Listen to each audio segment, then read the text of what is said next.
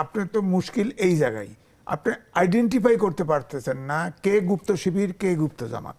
এনসিপিতে যোগ দিলেন, প্রধান উপদেষ্টার সঙ্গে তিনি জাতিসংঘ পর্যন্ত চলে গেলেন দলের একজন সদস্য হিসেবে, এবং তার সঙ্গে জামাত ইসলামের সদস্যরাও গিয়েছিলেন, এবং ওই সময় কারো কোনো আপত্তি বা কোনো কিছু শোনা যায় না। অথচ যখন তার দল এনসিপিতে যোগ দিয়ে দিল, তিনি নির্বাচন পরিচালনা কমিটিতে থাকার পরেও সেখান থেকে পদত্যাগ করে স্বতন্ত্র দাঁড়িয়েছেন। আমরা নাম বলতে নাম তাসনিম জাহরা।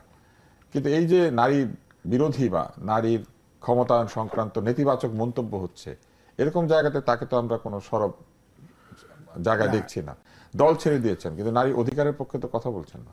না, এটা হলো একটা প্রোটেস্ট, কিন্তু তিনি এখন ইলেকশন করতেছেন, তার ভোটটা হচ্ছে প্রধান তো লক্ষ্য। ওনাকে কি জামাতের সদস্যরা ভোট দিবে? দিতে পারে, কারণ সেও তো শোনা গেছে যে সেও গুপ্ত জামাত, যদিও বিএনপির সিম্পেথি তার প্রতি আছে, কিন্তু তাও আমি বলে দিলাম। এখন সে তার যদি প্রতিবাদ করে, তাহলে একটা সাইডের ভোট পাবে না। হয়তো সে আশা করতেছে যে যেহেতু তার ব্যক্তিগত যে জনপ্রিয়তা সেটা দিয়ে সে ভোট পাবে না, ব্যক্তিগত সবাই তাকে নিজের মনে করবে। সে যে এলাকায় জন্ম সেই এলাকায় প্রার্থী হয়েছে, সে চাচ্ছে সকল মতের লোক তাকে ভোট দিবে, এরকম তার হয়তো প্রত্যাশা। কেউ তো আর তাকে এই পলিটিক্যাল তার যে ফিলোসফিটা কি এটা তো কেউ জানে না। হ্যাঁ, সে তো তার যতটুকু অনুমান, যেটা আলোচনা আছে, জনশ্রুতি আছে, তার স্বামীর কারণে সে এনসিপিতে যোগদান করেছে। হ্যাঁ, স্বামীর কারণে আসছে। তার স্বামী তো যুগ্ম সম্পাদক, যুগ্ম আহ্বায়ক নাকি। হ্যাঁ, না, ওটা তো হতে পারে, তার জন্যই হয়তো তার স্বামী এসেছে, কেননা খ্যাতির দিক থেকে তো সে বড় ছিল, এখনো সে খ্যাতির দিক থেকে বড়, অনেক বড়, অনেক বড় পেলে তো সে পাবে, তার স্বামী পাবে। কিন্তু আমার বক্তব্য হচ্ছে যে আপনি তো মুশকিল এই জায়গায়, আপনি আইডেন্টিফাই করতে পারতেছেন না কে গুপ্ত শিবির কে গুপ্ত জামাত। আপনার রাশিয়ায় যখন বলশেভিক পার্টি বিপ্লব করে ফেলে লেনিন, তখন তার কমিউনিস্ট পার্টি থাকে নাই, এবং বিএনপি এই জন্য বলি উদার গণতান্ত্রিক দল, জাতীয়তাবাদী দল। এটা আমাদের দেশে বহু মতের আশ্রয়স্থল তো সেখানে। এই দলের ভিতরে গুপ্ত জামাত তো প্রায় 20%। আমি প্রথমে 10% বলছি, বিএনপির লোকে আপত্তি করেছে, নো 10%। এখন এটাকে তো বের করা মুশকিল, কিন্তু শুনলাম যে চীনে, আমি একটা নারী হয়েও নারী প্রার্থীরা কেউই কিন্তু এটা তেমন প্রতিবাদ করছেন না।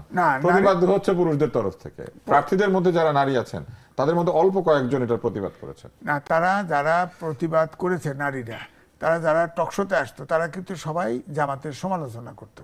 এখন প্রায় সবাই, এখন তো তারা ভোটে গেছে অথবা এনসিপিতে যায় নাই, এনসিপি পরিত্যাগ করছে। তারা ওই সাহসটা দেখাচ্ছে না, আমাদের এই সমাজে সাহসটা দেখাচ্ছে না।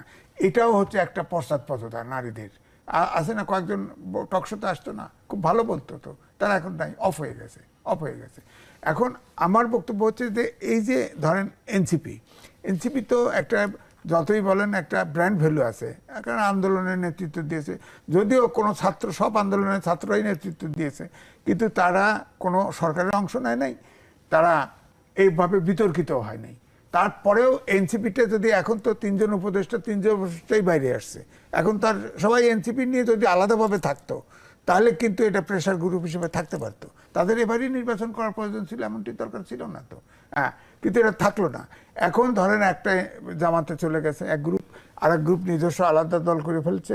হ্যাঁ, আর এক গ্রুপ অফ হয়ে গেছে, একটা গ্রুপ, আর গ্রুপ কিছু রাজনৈতিক প্রক্রিয়ার কথা বলছেন। নারী কি তাহলে কোনো আলাদা পরিচয় নাই? নারী নারী হিসাবে কোনো প্রতিবাদ করে না, সে চিন্তা করে আমি রাজনীতি করি কিনা, আমি কোন গ্রুপের সাথে আছি। নারীর যে অবমাননা হচ্ছে এটা নিয়ে নারী আমাদের সমাজটা, নারী আন্দোলনের লোকজন কোথায়? আমাদের সমাজটা এবং পলিটিক্সটা পুরুষ শাসিত বলবো, যার ফলে নারীরা কিন্তু ওই প্রতিবাদ করার মতো, ঘুরে দাঁড়ানোর মতো মানসিকতা অর্জন করে নাই। আমাদের পাহাড়ি অঞ্চলে মাতৃতান্ত্রিক সমাজ ব্যবস্থা, সেখানে তো আমি চিটাগাং থেকে শেরপুর পর্যন্ত হেঁটে আমি রিপোর্ট করেছি, সেখানে তো ধরেন ওখানেও তো কনভার্ট হয়ে গেছে। এখন 96% হলো খ্রিস্টান।